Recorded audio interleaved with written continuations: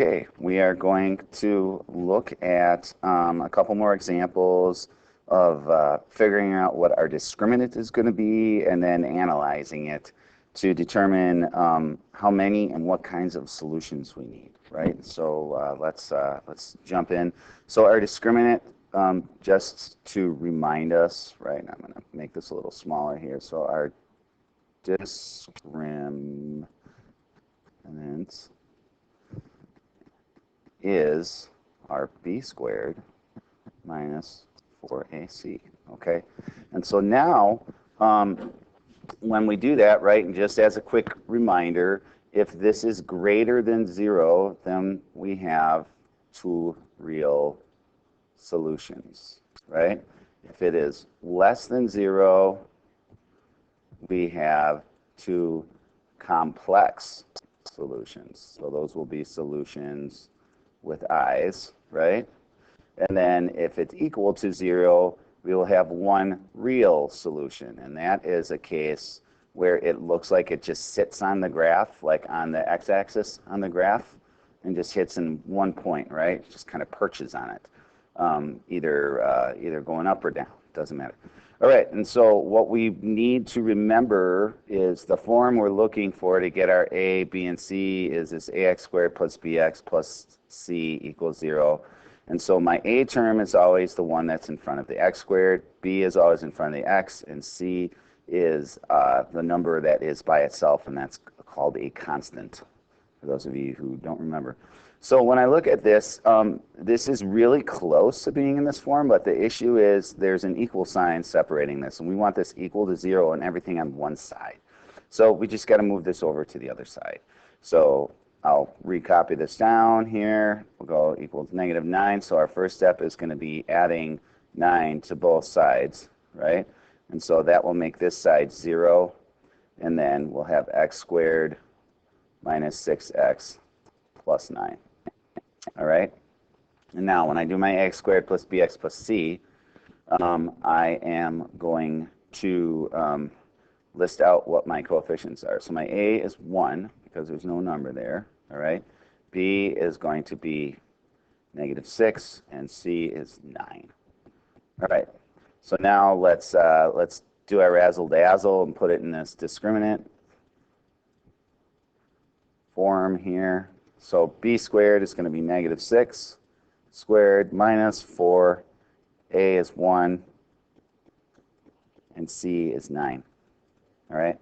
So -6 squared, so this term right here is going to be -6 times -6, which equals 36, right? So I'm going to put that right here, 36. And then we have, let's ignore the minus sign. Let's just leave that there. 4 times 1 is 4, all right? And then 4 times 9. So I did 4 times 1, so I combined these and got 4, and then 4 times 9 is 36. So I have 36 minus 36, which is equal to 0. Now, when it equals 0, that means we have one real solution. So this is one of those cases where it's just, if you have your axis, right, this is one of those cases where it's basically just going to kind of sit on the axis like that, right, while this thing continues to go up that way, right, and that would be your one real solution. Okay, so that's how that one looks. Now let's do this other one here. If I got to erase my beautiful illustrious graph, I will. All right, so this one's a little bit of a mess. We've got an x term over here, we've got an x squared term on the other side, and we've got numbers on both. So let's just, to make things simple, let's just kind of make this side our base of operations, and we'll make this side, we want this side to be equal to 0, right? Because that's what we want. All right, so basically that means that anything on this side has to get shipped over there. All right, so that's what we're going to do. We're going to move that stuff over there. So the way we do that is by adding or subtracting the opposite of whatever we need, right? So this is -6x, so the opposite of that would be +6x.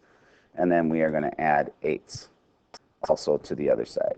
So I can add 8 to this 12 right here, and then I'm just going to kind of put the plus 6x over here. It cannot combine with this, all right? That is a no-no, right? But it is going over here. So now when I write this, I'm going to have my negative 4x squared, and then plus 6x, because there's no x term to combine it with, and then 12 plus 8 is 20. So here is my, here's my form, right? We're in ax squared plus bx plus c. I know this is a parabola that opens downwards because it's negative, and I know that its y-intercept is 20, right?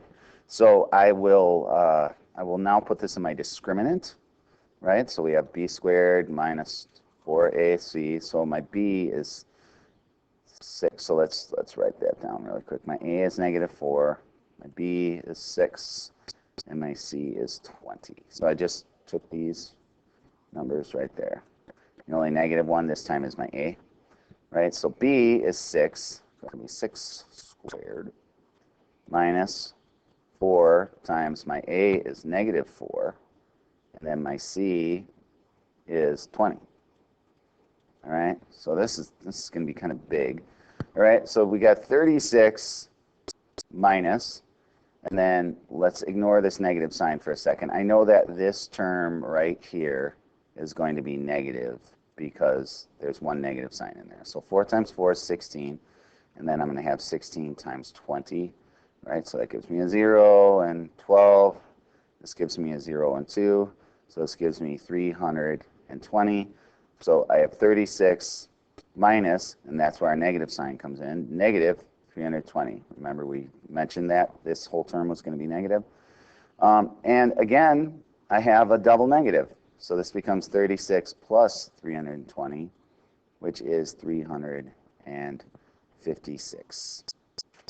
All right, and so if that is the case, that means that we are going to have 2 real solutions. Okay, let me do this. Okay, this belongs over there with that.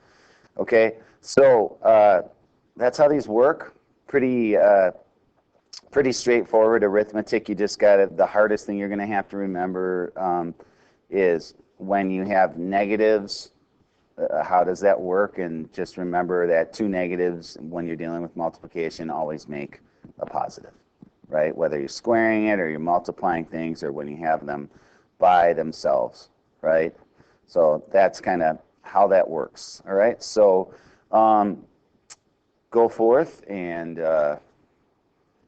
do discriminants. Figure them out. Analyze them. Be smart. All right, see you later.